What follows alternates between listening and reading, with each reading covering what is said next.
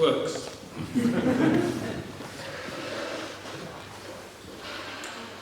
Thank you for that introduction. Everything in it was true, so no problems with that. Well, ladies and gentlemen, I want to talk about the Thatcher Revolution, 40 years on. What are the lessons for today? Do I have to have this?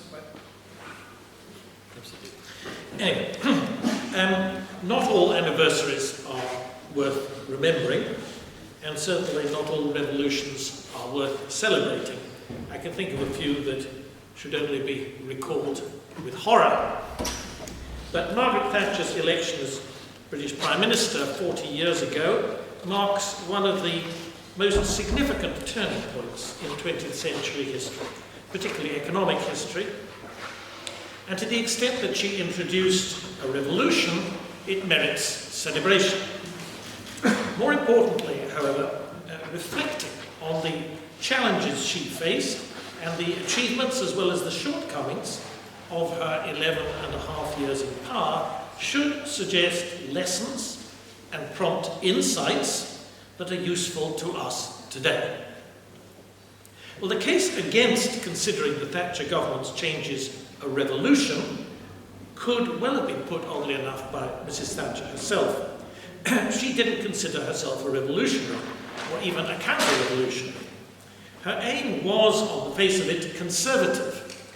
She wished to return the country to what it had been, a great and prosperous nation with a world-class reputation and a worldwide influence. And she argued that her policies were based on common sense. It was the opposition that at some points, as during the violent coal miners' strike in 1984 to 85, came nearest to practicing what you might call revolution. The fact remains that the term Thatcher Revolution, which gained currency during her lifetime, is, I believe, correct and the implications justified.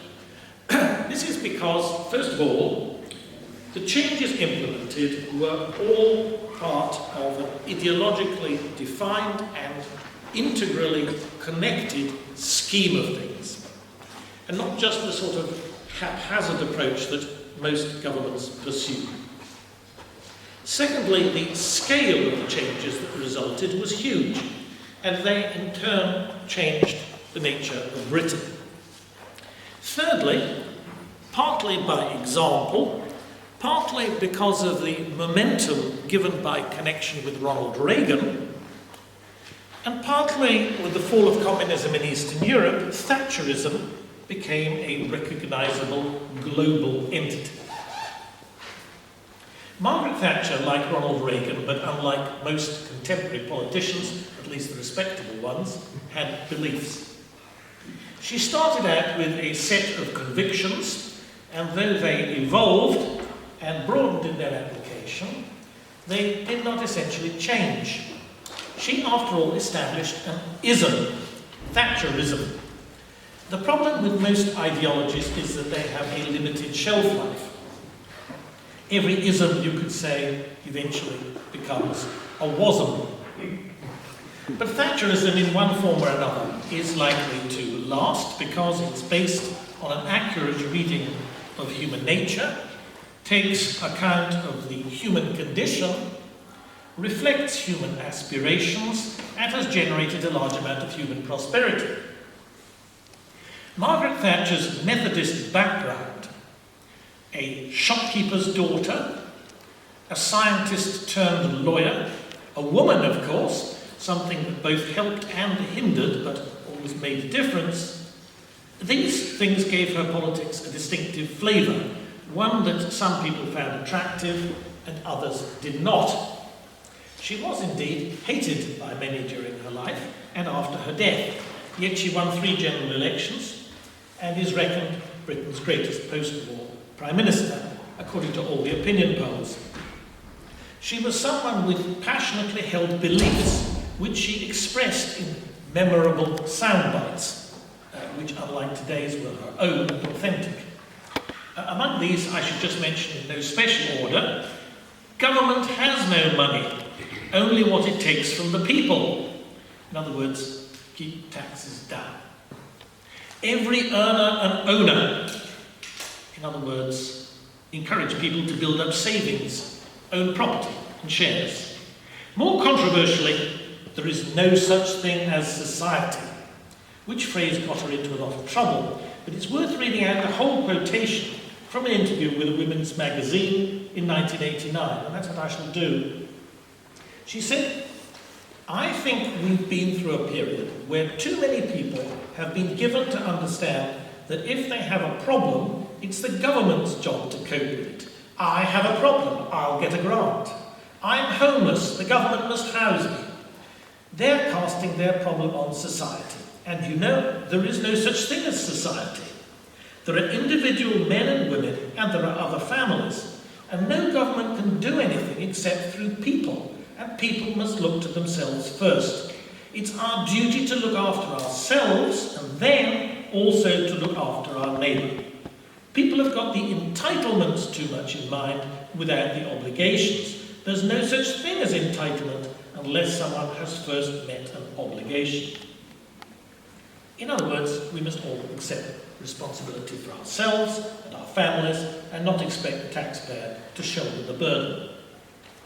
Now this is important because one can't understand the economic policy or the way in which she managed at times with great difficulty to find support for it without understanding this background of values. Mrs. Thatcher was not herself an original thinker, but she liked to be surrounded by intellectuals and experts who could teach her things and whom she could challenge before making up her own mind.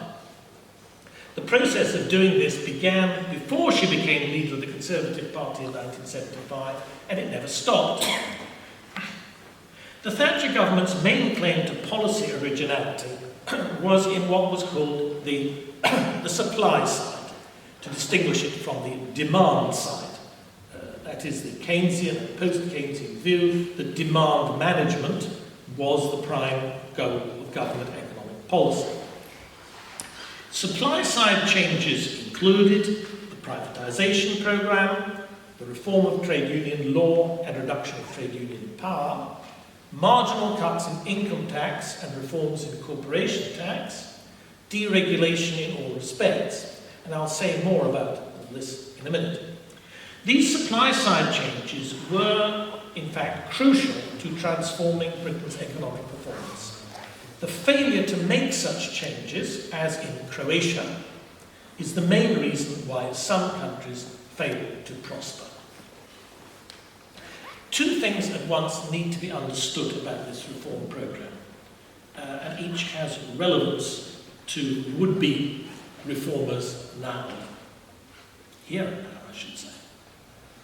The first is that, apart from Mrs. Thatcher, her advisers and a handful of ministers, virtually no one at the time believed that the programme had any serious chance of success. Thatcherism, before everyone finally accepted it, was regarded as experimental, eccentric, and still worse, the work of foreign ideologues. It was, you should note, strongly opposed by big business, and particularly by the main big business organisation, the Confederation for British Industry. The second thing is that, although it didn't seem like this, the only way that one could get these changes through, in fact, was because Britain was already deep in crisis. People then accepted, though they didn't like it, that what she told them was true, namely, there is no alternative.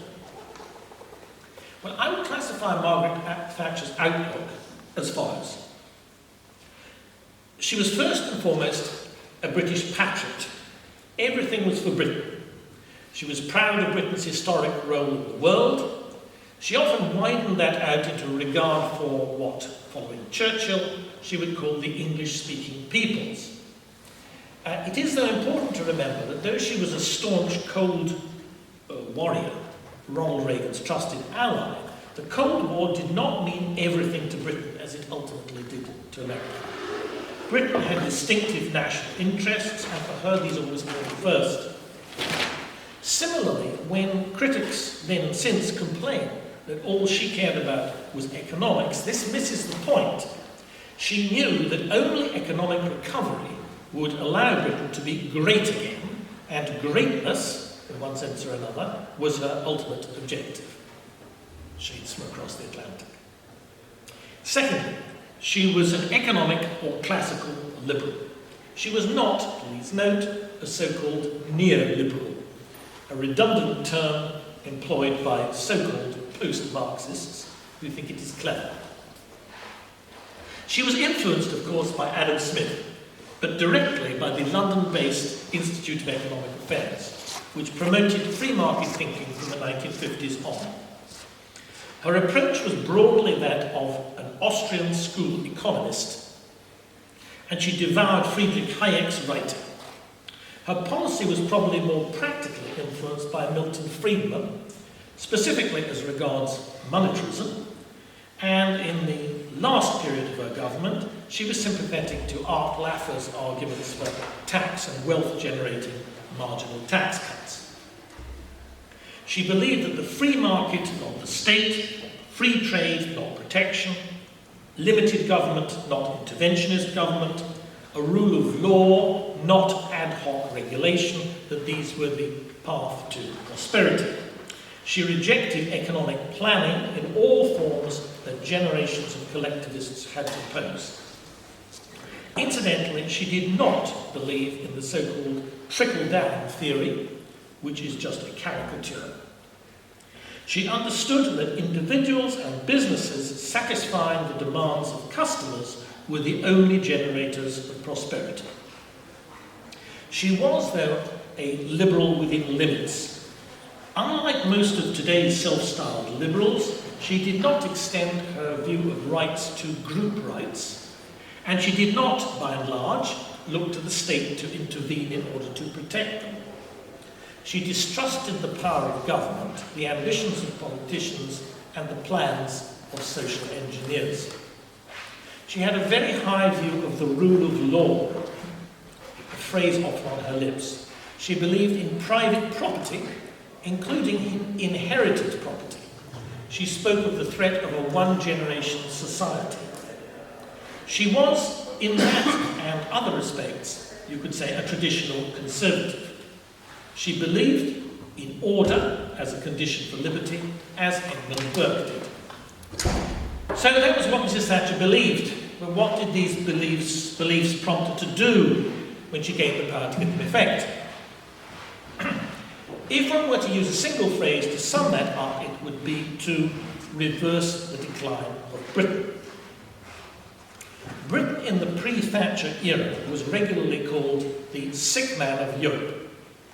The British disease, another well-known expression, referring to strikes, restrictive practices, weak management and unreliable quality, undermined the country's self-worth, and also, at a deeper level, threatened its confidence in the Western model of free enterprise and democracy.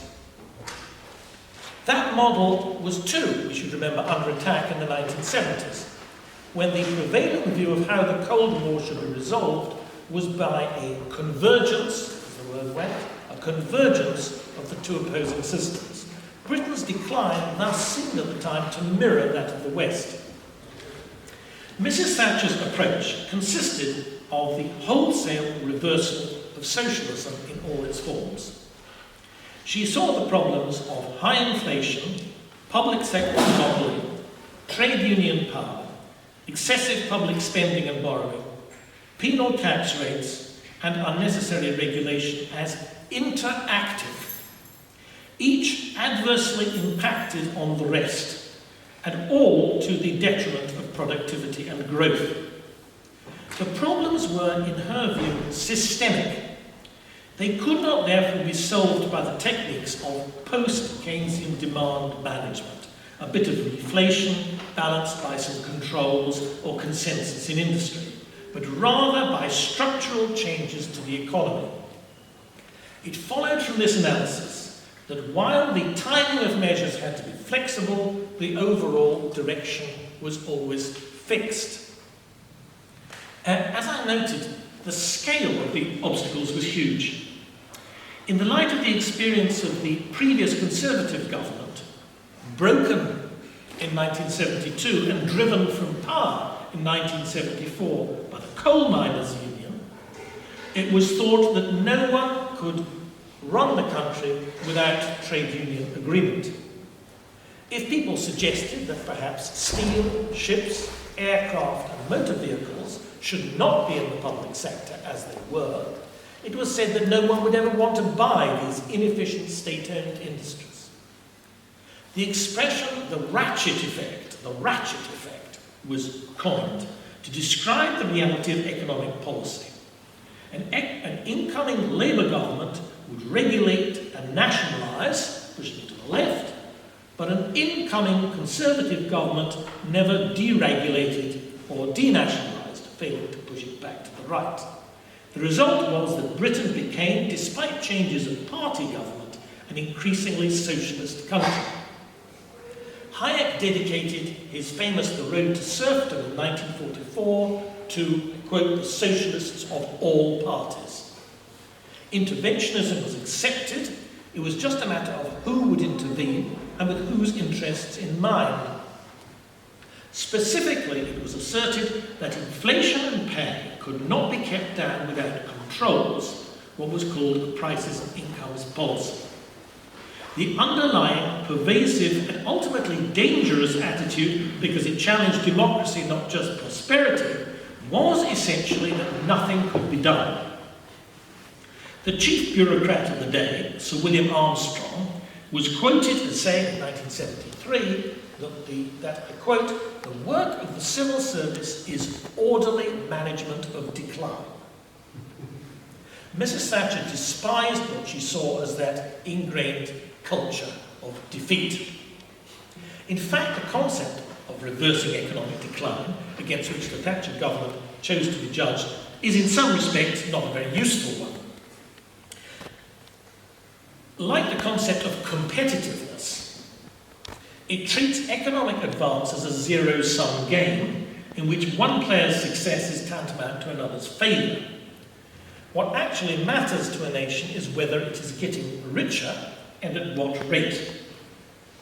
That said, consciousness of British decline was not misplaced. The industrialising countries in the early 20th century and the devastated countries after the Second World War should enjoy higher rates of growth than Britain. But all that had long ceased to be a credible excuse for British failures by the time Mrs. Thatcher entered Downing Street. The obvious measure of a country's economic performance is the growth of its gross domestic product, its GDP. Here, Mrs. Thatcher's achievement is not in doubt. Comparing economic cycle with economic cycle, between 1973 and 1979, that is before she took office, Britain's non-oil GDP grew by less than 1% a year. But in the 1980s, when she was in power, it grew by 2.25% a year. This was contrary to the international trend. The OECD countries, that's the most developed countries in the world, as a whole experienced no improvement in growth during that period. The contrast would become still more marked after Mrs. Thatcher left office, when the structural changes she had made largely remained in place. At the root of that improvement was the growth of productivity. During the Thatcher years, British productivity saw both absolute and relative improvement. Using the measure of total factor productivity, that is the productivity of all inputs in producing the business sector's added value, British performance was transformed. Between the periods 1960 to 73 and 1979 to 1994, Britain leapt from 12th to 5th place in the productivity league of OECD nations. The reversal of economic decline and the restoration of Britain's prosperity contributed to a transformation in Britain's international standing. sound economy not only allowed the Falklands War to be fought and won, with no tax increases or interest rate hikes, it paid for the updating of the nuclear deterrent and for the level of military commitment which was required to help America win the Cold War. I want now to take a closer look at some of the main economic policies and consider how relevant they are today. First, there's the question of money. Both Thatcher and Reagan broke explicitly with the previous established policy of controlling inflation by controlling wages and prices. Inflation was now viewed, and rightly so, as a monetary phenomenon. It was henceforth controlled by the use of interest rates. The introduction of that change was more difficult in Britain than in the United States, where the Federal Reserve had responsibility for monetary policy, which at that time in Britain was the responsibility of the British Treasury, though implemented by the Bank of England. Mistakes were made in Britain, technical mistakes regarding the measurement of monetary growth mainly, and arguably too little regard was had to the effect of high interest rates and the high exchange rate at what was also a time of deep international recession after the 1979 oil price hike. Another difference with America was that Thatcher put greater emphasis on controlling the budget deficit than did Reagan, though this also reflected the fact that the dollar, unlike sterling, was a reserve currency, enjoying the strength that flowed from that fact. One of the three big differences between the world as it was 40 years ago and the world we live in now, the other two I suggest are the collapse of communism in Europe and the rise of China. Well, one of these three differences is that in our day, the curse of inflation seems to have been lifted. Only in a closed socialist economy like Venezuela can a government debauch a nation's currency without going bankrupt. It just faces an uprising. In the 1970s and 80s, not just inflation, but inflationary expectations, the money illusion as it was called, were by contrast the main enemy of economic policy makers.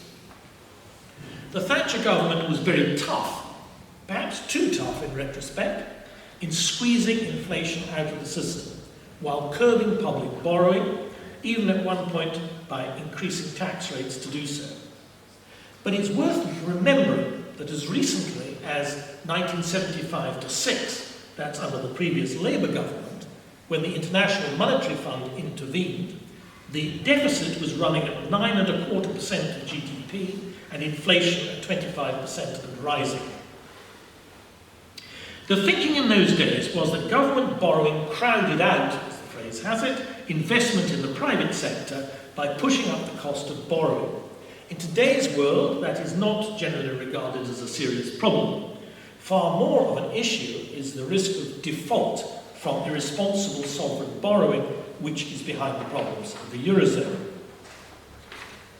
Mrs. Thatcher was able, in any case, in her second term, that's 1983 to 87, to complete the programme of tax cuts and deregulation, the supply-side reforms that had been begun during the first term.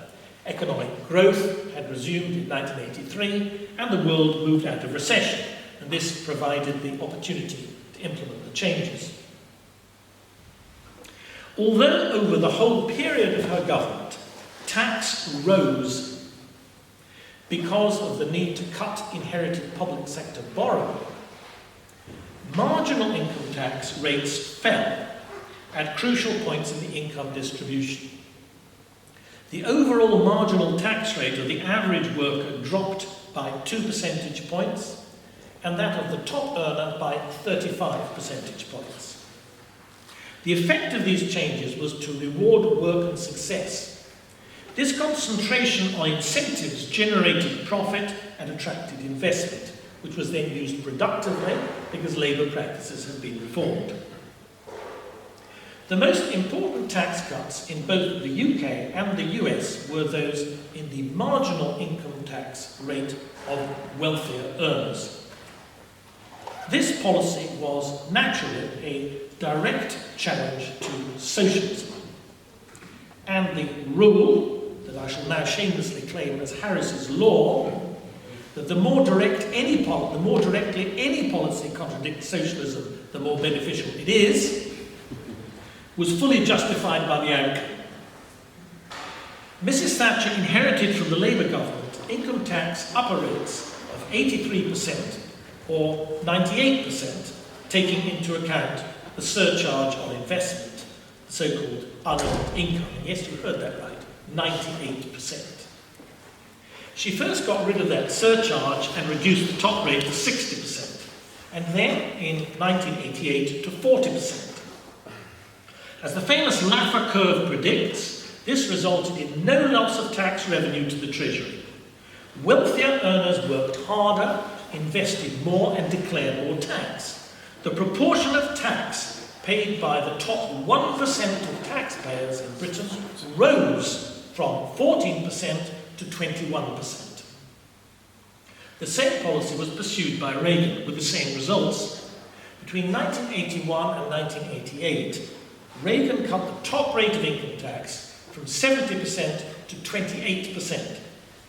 Revenue from income tax grew by a quarter, and the share of income tax paid by the richest 1% in the US rose from 18 to 28%. Deregulation was part of the same strategy. In her first year of office, Mrs. Thatcher abolished price controls, wage controls, and dividend controls. Also the controls on where people could build factories, which was part of regional policy, which was also abolished.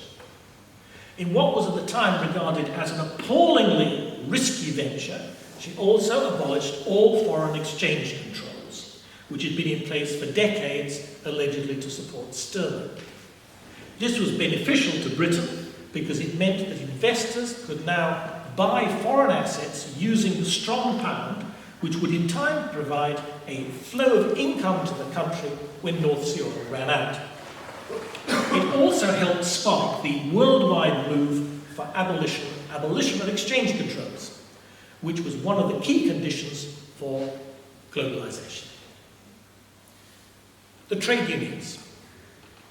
Well, British trade unions were highly politicized, very powerful, exercised a veto on hiring and firing in some sectors, like the engineering industry, held on to unproductive work practices, forced up wages at the expense of jobs, thus creating unemployment, and thought they had a right to be consulted on all economic policy.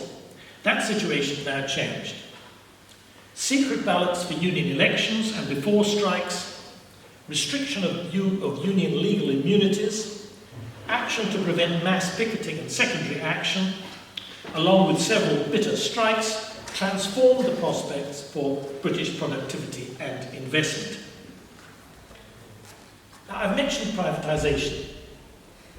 More than 40 businesses were sold, and there was a reduction in the state share of industry of 60%. The Thatcher government was the worldwide innovator in this respect and tried different models, but the aims were the same, and these nowadays are sometimes overlooked, I fear. Getting money for the exchequer was not the main one. The key arguments for privatisation are that it makes managers responsible to shareholders for their performance and lets workers know that their jobs and wages depend on profits, not government handouts. Private ownership, unlike government ownership, both imposes discipline, ultimately the threat of bankruptcy, and improves opportunity by giving access to private capital. As with telecoms, this could be used to fund crucial technical advances that transform the nature and prospects of the business. By going beyond ordinary businesses that should never have been in the state's hands to begin with, and privatising the utilities, telecoms, electricity, gas and water, the Thatcher government showed that with the right regulatory framework, policed by independent regulators, one can counter the effects of natural monopoly and ensure quality better better than if these businesses are owned by government. These arguments have not, of course, even begun to be grasped or even heard in Croatia. These economic reforms went beyond the economy, as all lasting reforms have to. They rested, and they must rest always, on a bedrock of values, without which people will not understand or accept what is being done. And the rationale always is personal responsibility. The problem now, and this is true not just in largely unreformed socialist systems like that in Croatia, but in the West too, is that we've become complacent. In the years after Thatcher and Reagan, conservative politicians ceased to explain why economic freedom works. They started to apologise. They did not demonstrate that capitalism had lifted millions out of poverty, which it had and has. They compromised, and in the end, they even forgot the arguments that they'd been taught. As a result, today's politicians lack answers to those who, whether to combat climate change or to fight inequality, or for some other noble reason, those who criticise free enterprise capitalism.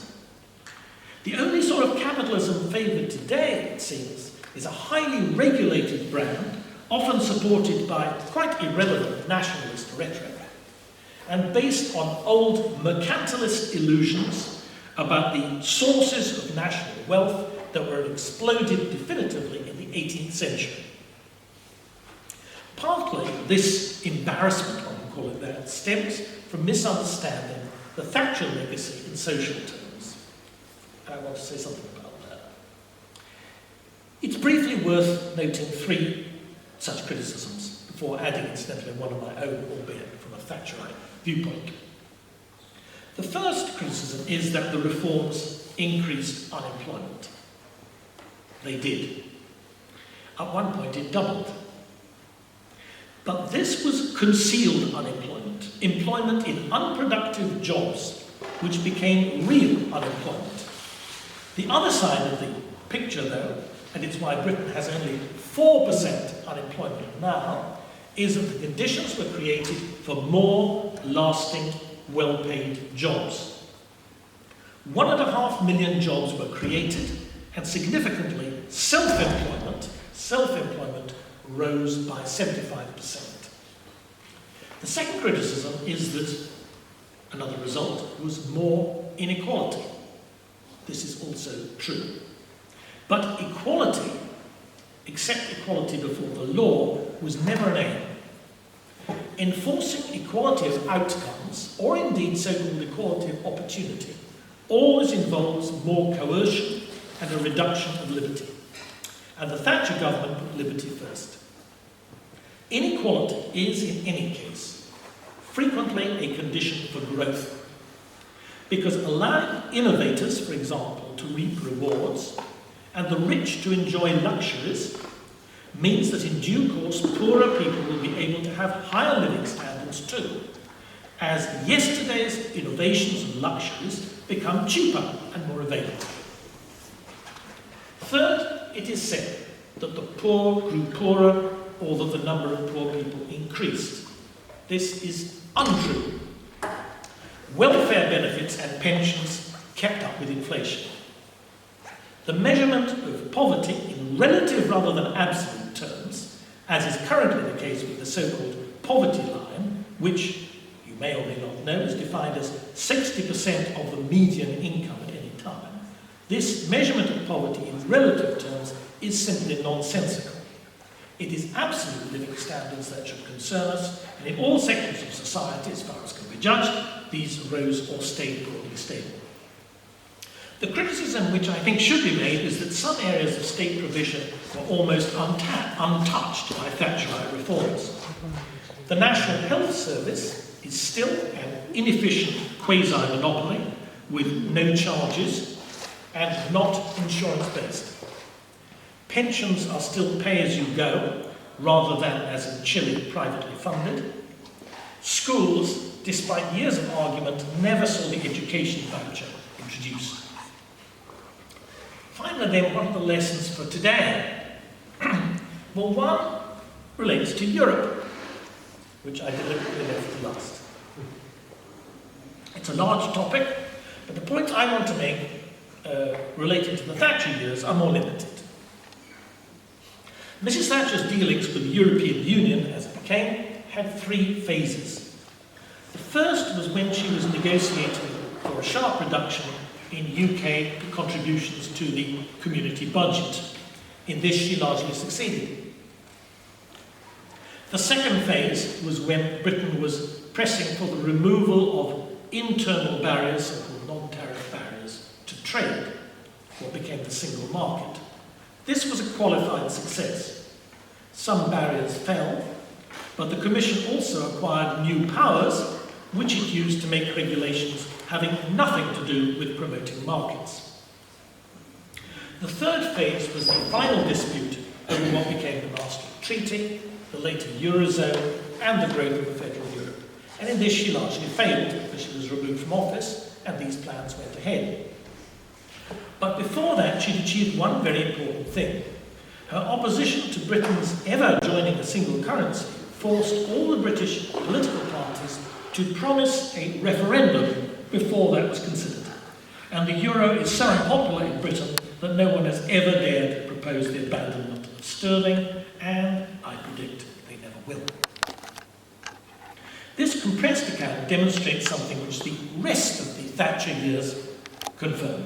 Namely, that while the removal of controls opened Britain's economy to the world, and while the British example affected the world, the Thatcher Revolution was definitely, as we say, made in Britain. Although it was a major step along the road to globalisation, it did not involve, in her mind, any loss of powers to the nation state. As in the 19th century, the height of liberalism, national sovereignty and individualism were two sides of the same classical liberal Thatcherite coin.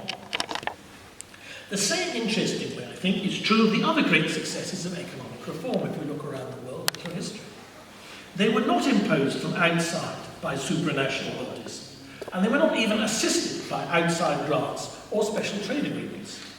The first and perhaps most enduringly successful application of free market economics to a collectivized bankrupt system was in Chile, under the military government, using the skills of the so-called Chicago boys, but, of course, as we all know, in the face of fierce international hostility. Similarly, Lee Kuan Yew created the miracle in Singapore using the homegrown talents of the local population. Nobody else helped.